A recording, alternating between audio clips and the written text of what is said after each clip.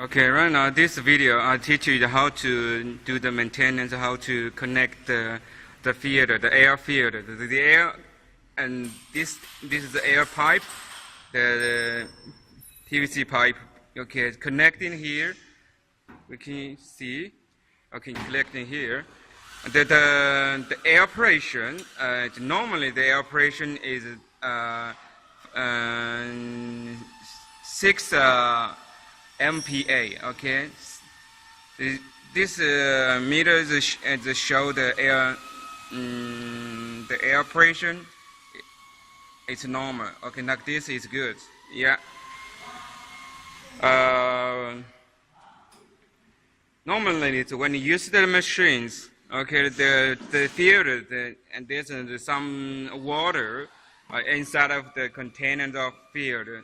So maybe it's 1 month or 2 months, and after 1 month or 2 months, you need to, when you see it here, have some water here. Okay, you need to push this button up, okay, to make the water come up.